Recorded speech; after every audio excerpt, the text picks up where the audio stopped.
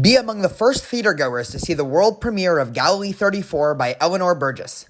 The healer from Nazareth is dead, and his followers are determined to keep sharing his message. But what exactly is it?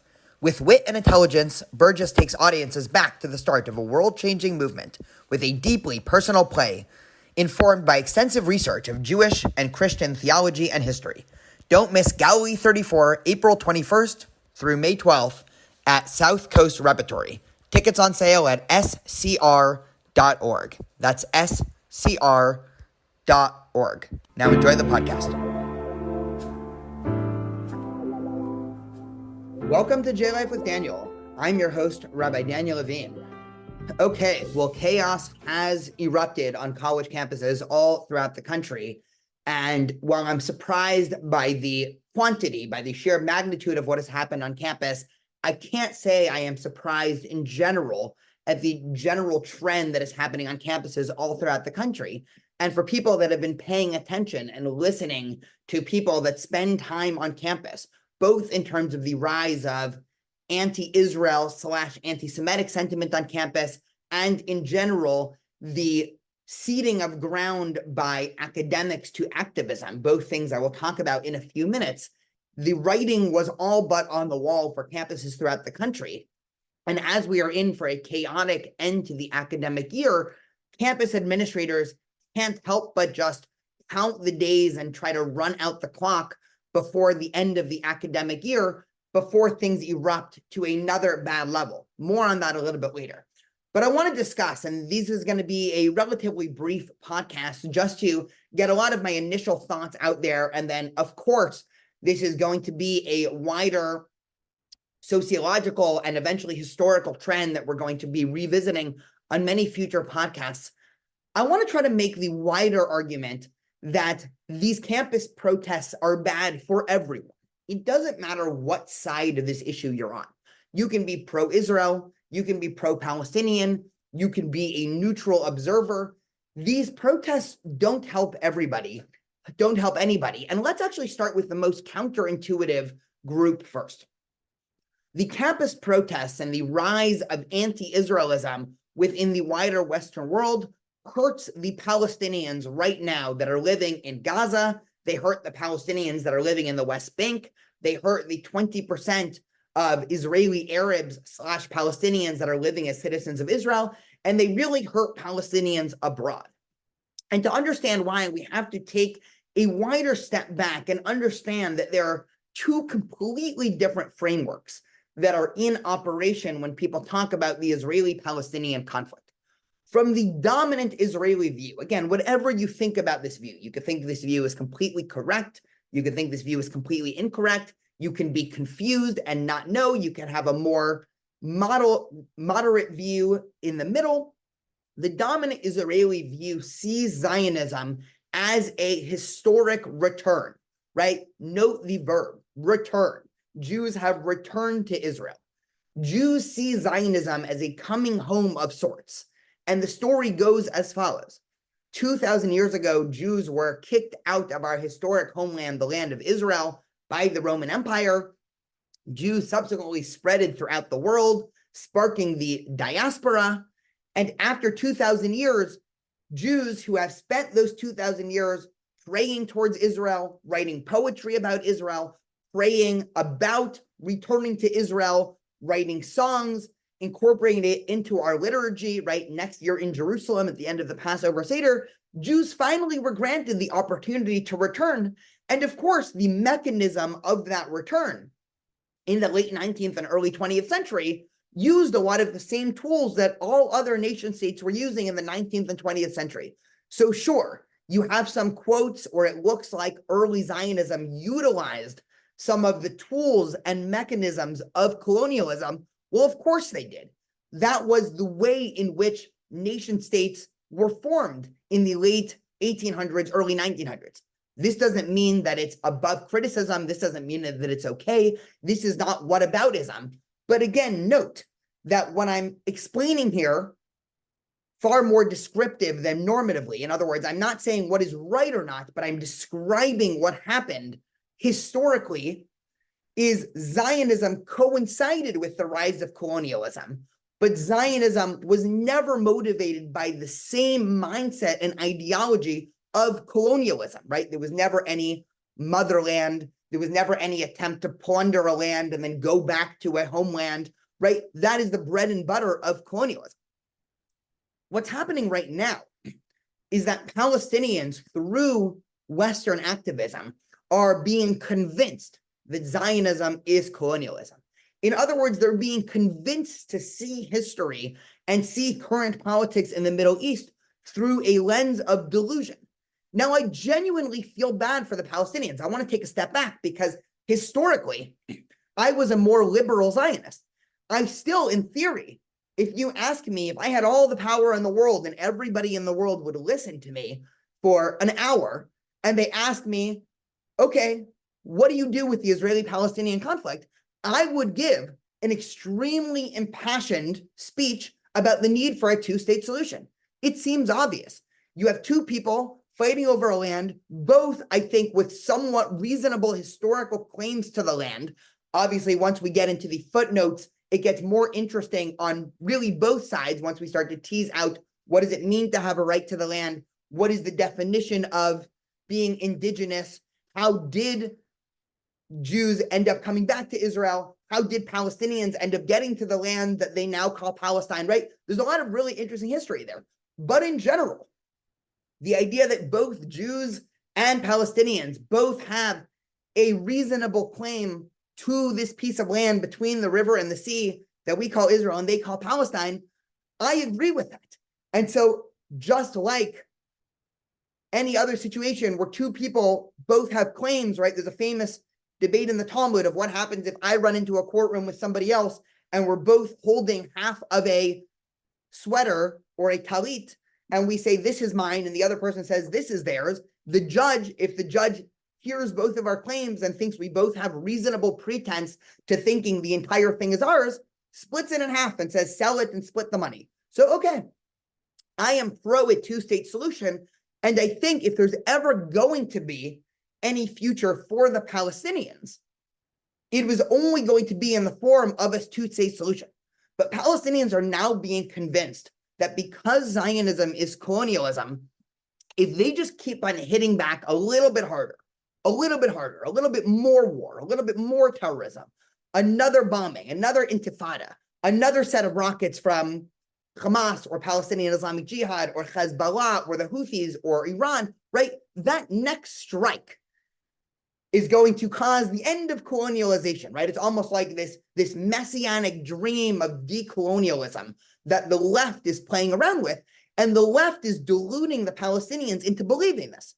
This is the reason, historically, that Palestinians have said no to many of the famous two-state solutions offered, right? Look it up. Don't trust my word for it. This happened in the 1930s. This happened again in 1947. This happened again in 2000. This happened again in 2008. Better yet, pause this podcast for a second.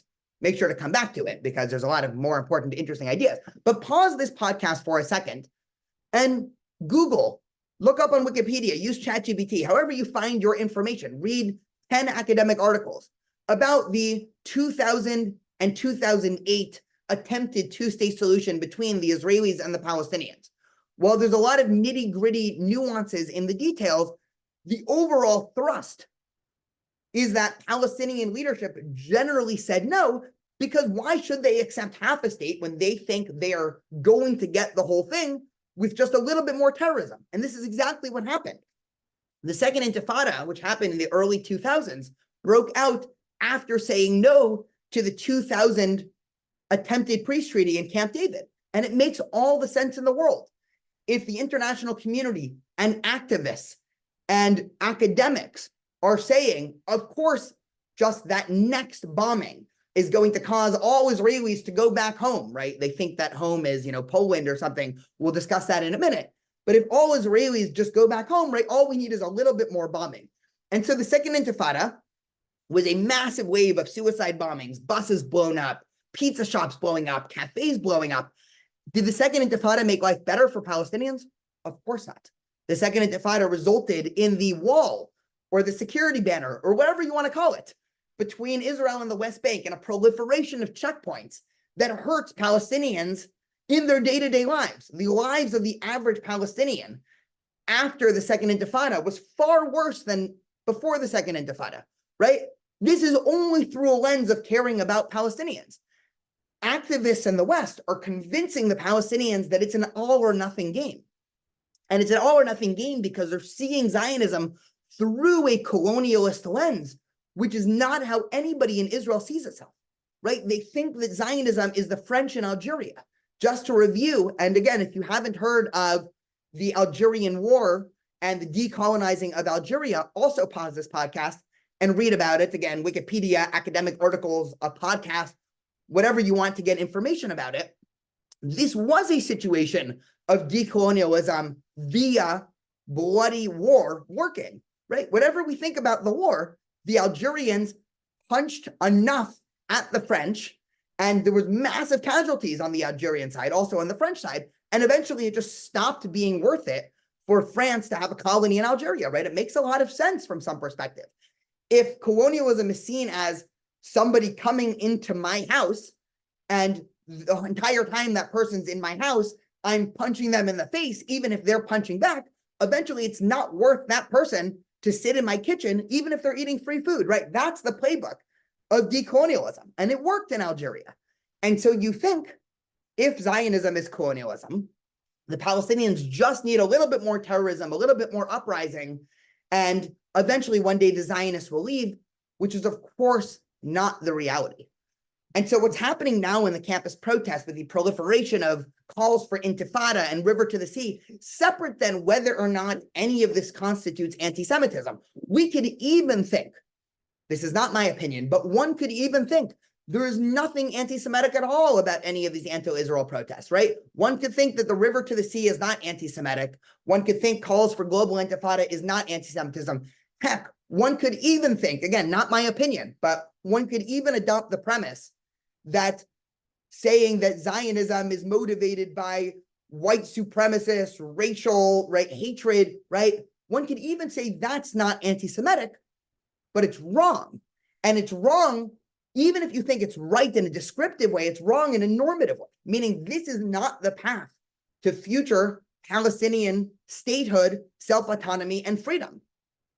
The path of Hamas is the path of another 20 or 30 years of the Palestinian world being embedded with terrorism. Do Palestinians want to live in a society that every hospital, school, and restaurant has a rocket launch site and Hamas bunker built underneath it? Because that is the path that Western activists are forcing or cheering or lauding or pushing the Palestinians down, right? If you just strike back a little bit harder, another intifada, right? It's easy. If you're a privileged school child or college student at Columbia or at UCLA to sit in the comfort of your Ivy League and scream intifada, intifada, look, isn't this great? Anti-colonialism.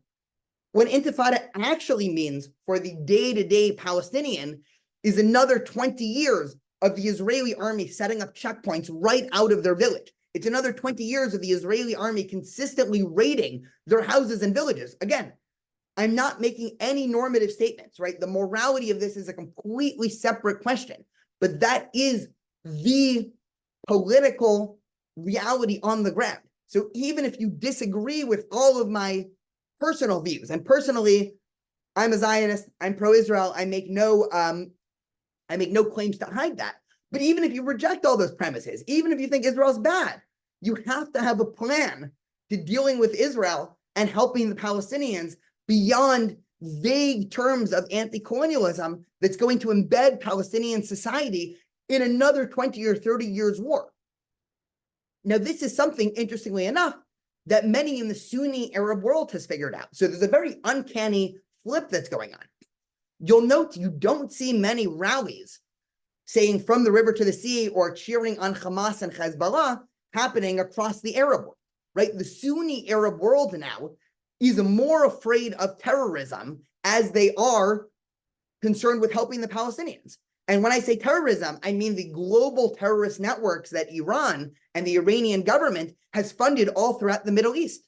You see this happening in Yemen. You see this happening in Lebanon. You see this happen in Syria. any country in the Middle East that Iran has embedded itself into has collapsed, right? No country in the Middle East wants to be a Syria. You don't want a country that has a civil war and terrorist militias that are, hiding out in different areas, and there's no centralized government, and there's no trade with the West, and you're under sanctions. No country wants that. And so what's happening now is other Arab countries are noticing this, and they are giving up on the Palestinian cause because they understand, right? They're playing realpolitik while people on campus are playing some anti-colonialist activist thought experiment. And more on this a little bit later in terms of how this is bad for the university and academia. But my first claim is this is bad for the Palestinians. This will not help. And hopefully something changes, but I'm not very optimistic in terms of this changing, in terms of the activism in America right now. In 15 or 20 years, when the state of the Palestinian world is much worse, we're going to point back to times like this as saying they just dug deeper, right? This clearly is not the way that Palestinians are going to achieve any dignity. And again, if you don't like this argument, if you sound like this is flippant, if you disagree with me and it sounds like I am justifying terrible actions of Israel in your mind because I say, well, it's just the way that the world works, right? You have to zoom out. That's far too narrow of a view. It stems from this fundamental dichotomy of the premises that people are engaging with. Is Zionism an act of colonialism that by definition can go away if you punch it enough? Or is Zionism completely disconnected from any thoughts of colonialism, and the 7 million Jews in Israel today view Israel as their homeland, which is of course the reality. There were signs at rallies. I saw Jill Stein, right? For those who don't know Jill Stein, she is a politician, right? She runs the Green Party, right? They don't get a major percentage of votes, but presumably there are hundreds of thousands of Americans that listen to her and vote for her and follow her. She was caught at a rally saying the Jews have a country, they have Poland. 3 million Jews were killed in Poland in the 20th century. Jews are not going back to Poland. Other people, even that insinuate that Jews are from Poland, might not realize that about 60% of Jews in Israel are from the Middle East. Are you really going to tell a Jew whose family is from Syria or from Iraq or from Morocco or from Yemen? I have a lot of good friends growing up and they're Yemenite. Are we going to tell them, right? Do the anti-colonialists on college campuses want Yemenite Jews in Israel to all of a sudden move back to Yemen? Do we have any pretense that when they get to Houthi-controlled Yemen, those Jews will be treated with anything but, at best, a degraded dhimmi status where they live as second-class citizens, but probably beaten and tortured and accused of loyalty and all the terrible things that have happened to Jews in Islamic countries over the past 70 years? This is, of course, a delusion. And you don't even have to care about Jews. And you don't even have to care about Israel. You don't have to like Israel to understand this argument that what activists are doing through these protests is just digging Palestinians down a path that is terrible for their own future. We have to give Palestinians a fighting shot, and I genuinely believe that. The same ideas and universalistic concerns that make me a Zionist, that agree to self-determination for the Jewish people, also make me want a Palestinian state. I believe that all peoples should have the right to self-determination, especially if it's on a homeland that is historic to them. And so there should be a Palestinian state. Of course, a lot of steps need to happen in order to ensure the safety of said Palestinian state living next to Israel. There has to be a game plan to make sure that Hamas can't pop up there or Iranian terrorist proxies can't pop up there. But when I see the future in 20, 30 years, what I hope for is there's a situation where there is a state somewhere in the region called Palestine where Palestinians can live and set up a society however they want and be safe and be free. That's what I want. And that's exactly what academics and activists and people on campus that are giving into this delusion of the Palestinians fail to see, that they are the reason why Palestinians are not going the route of a two-state solution, but are just digging themselves in deeper in terms of fighting back against what they see to be colonialism. And here's where you get to the last final step of why these protests are bad for the Palestinians. There is now a full-scale conflation of the Palestinians with Hamas that a lot of activists are using. From the river to the sea is a Hamas slogan.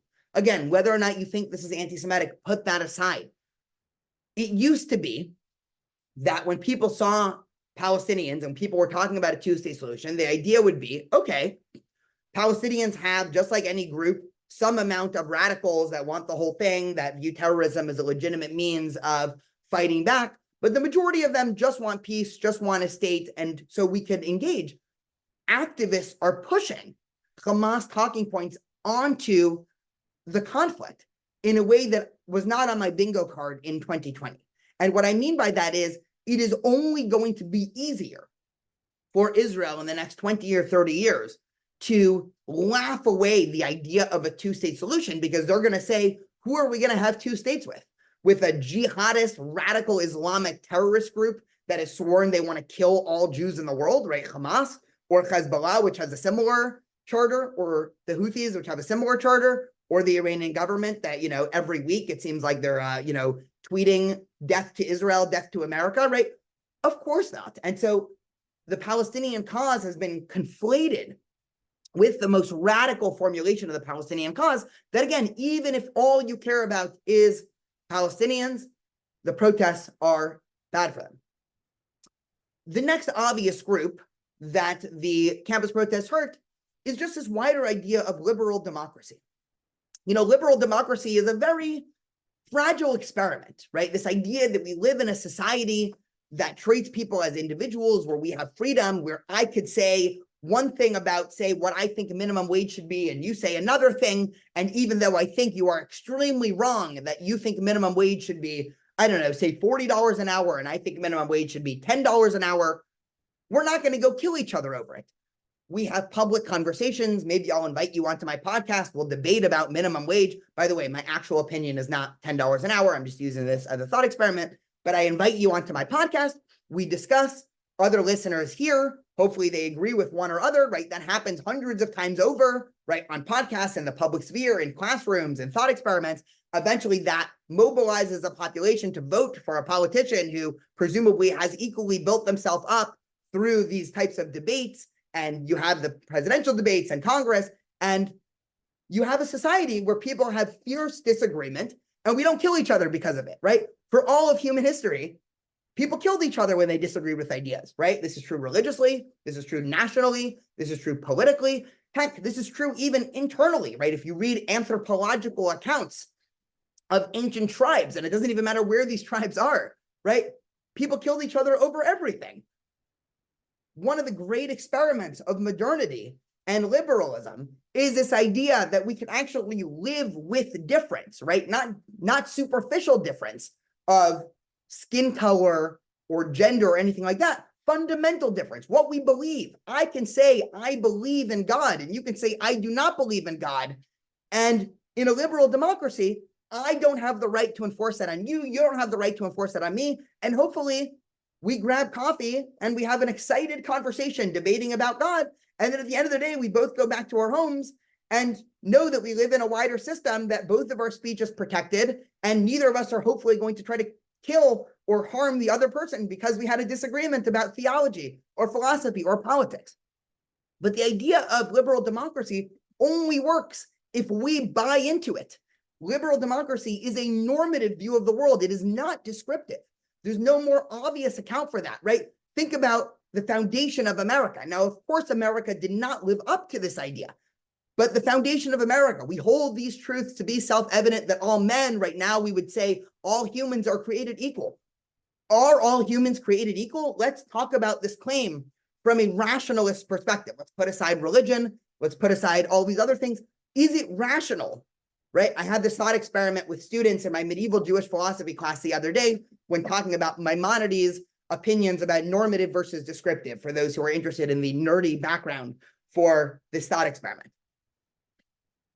Is it a descriptive claim that all humans are created equal? Well, I would argue that it is not, right? And here's a thought experiment.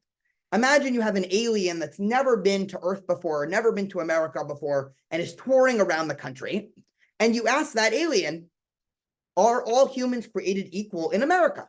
That alien's going to say no. There are clearly people that are living in better houses than others. There are clearly people that have access to material wealth in a way that other people don't. There are clearly different people that have a whole variety of physical attributes that other people don't have. Certain people are more beautiful than other people, right? These are all inherent privileges. And again, much of it is the way that people were born, right? People don't choose to be born into a rich or poor family. People don't choose whether or not the genetics are going to allow them with natural beauty or not. People don't choose whether or not they're going to grow up in certain neighborhoods or not, right? It's a luck of the draw. And so if you're this alien and you're answering this question, are all humans created equal? In America, your answer descriptively is no. But when we say that in America, all humans are created equal, that's a normative statement. That is, we should set up our society and we should live under the premise, the moral premise that all humans are created equal.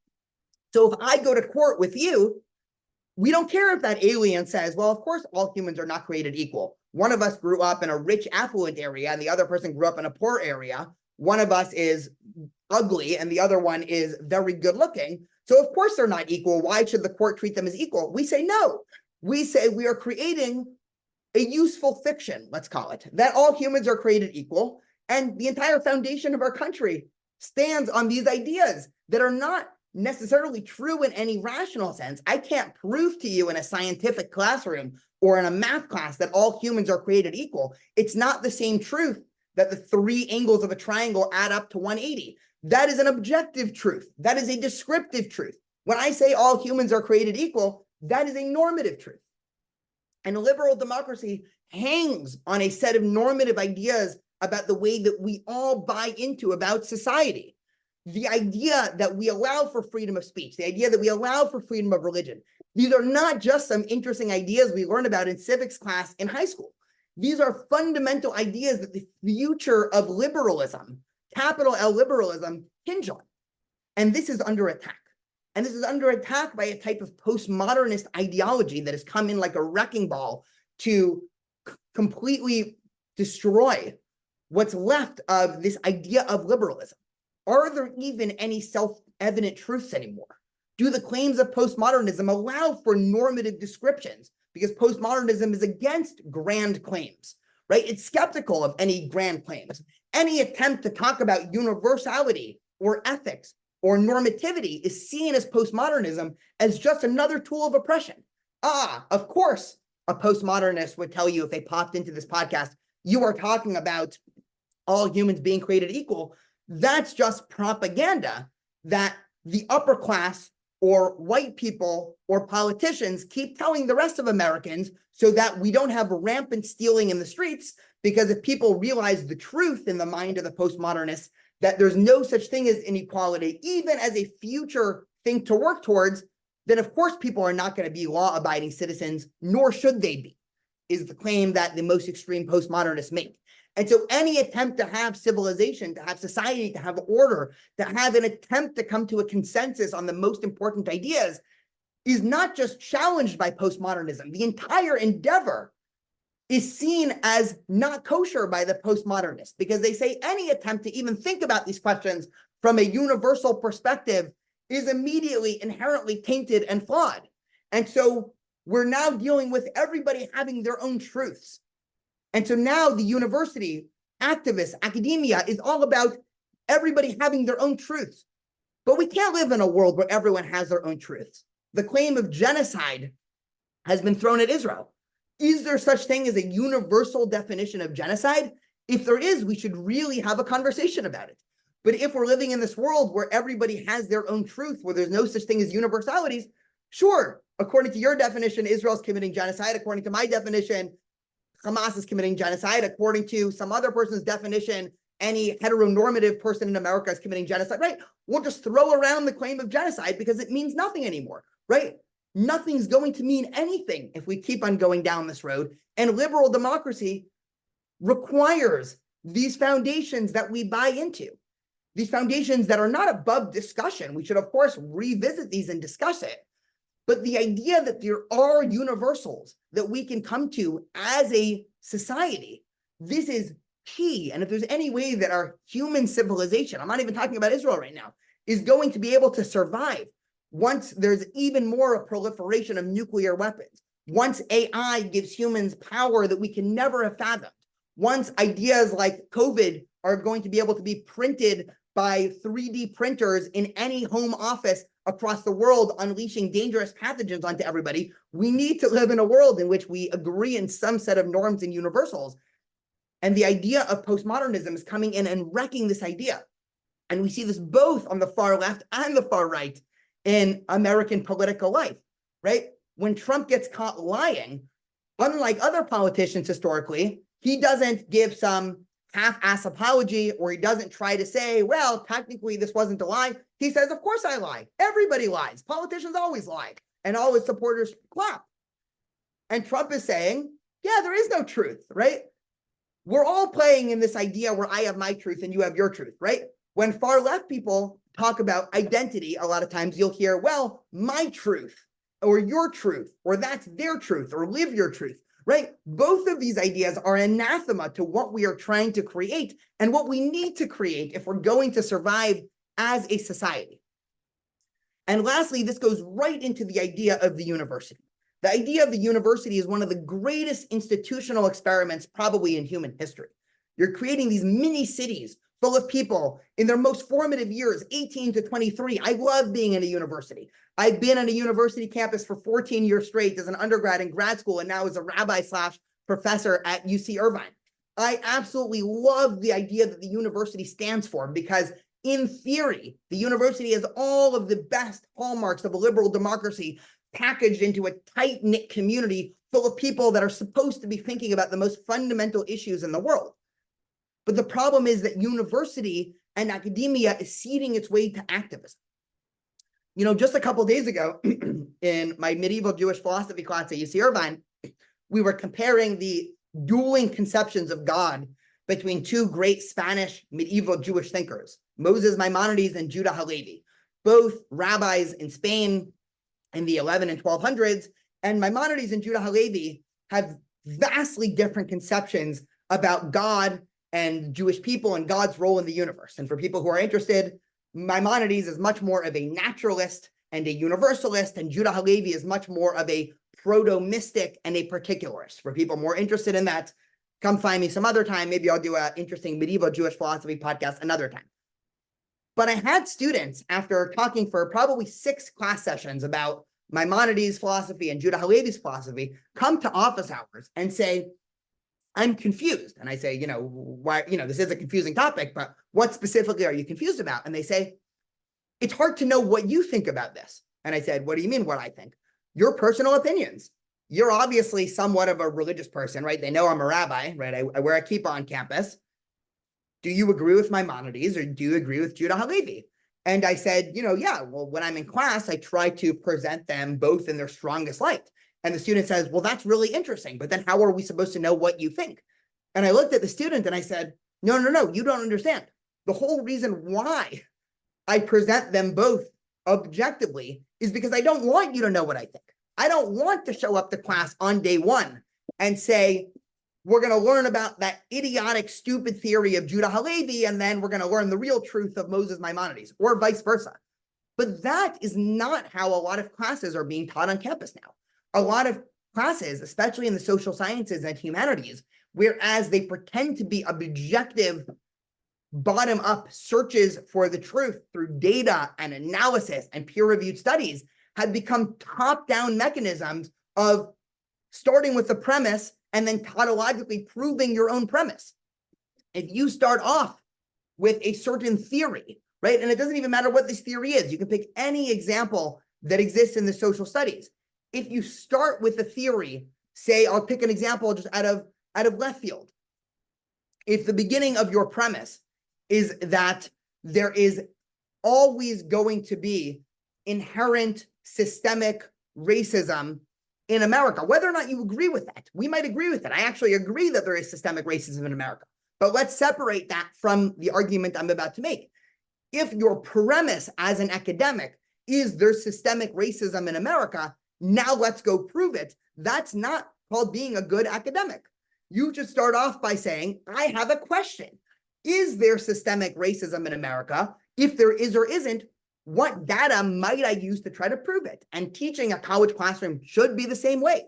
If you are taking a class in the social sciences or the humanities, especially for questions on which there is no consensus in scholarly accounts, obviously if there's consensus, that's a different question, right? We don't want to have academics present the Holocaust as neutral. Did it happen? Did it not happen? Or present, slavery as neutral, right? I'm not talking about that. But what I'm talking about for questions that our society is clearly still debating and conflicted on, and in which once you get to the real world or real politics, there is good debate to be had about these questions. Say abortion is another one. There's a really interesting debate to be had about the ethics of abortion. Now, personally, I've done, 4 podcasts about this, so you can go back and visit those, right? My opinions on abortion are not secret. But if I was teaching a class on the ethics of abortion, I would not show up on the first day with a giant sticker on my shirt saying, I support a woman's life to choose. Because then every student there, the students they know this is not going to be a well-reasoned account of abortion. This is going to be Daniel already having views. And if I write on the first day of class saying, well, we all know that abortion is a fundamental right that all women should have, that's not considered good academia, right? That is not how you prepare citizens to engage in a liberal democratic world. Perhaps students can conclude that, and if a student came to me at the end of the class and said, now that we've read 10 weeks, differing accounts, we've read conservative thinkers and liberal thinkers and religious thinkers and secular thinkers, thinkers that see that a fetus does actually have some rights, thinkers that say a fetus doesn't have rights. Now, what do you think? Maybe I would tell them, maybe, hey, it's a complicated issue, but at the end of the day, I support a woman's life to choose. But that's not what's happening in the classroom. Right now, the classroom is acting as if the presuppositions that they are starting the research with is the whole point of their academic endeavor. And the wider higher education system is producing people that are more fit to be activists than well-rounded citizens that are able to act in a liberal democracy. Now, needless to say, this is a very scary time. And of course, I didn't even talk about all the ways in which the campus protests are bad for Jews, right? Perhaps that'll be a future podcast. Perhaps that is intuitive. But I hope you send this around to people that are trying to think critically about these wider issues. I'm sure this will not be the last word that I have about these campus protests. This is going to be a much talked about issue over the next many, many years, both in American Jewish life and also wider campus political life. But I hope this gives you some food for thoughts, and stay tuned for next time.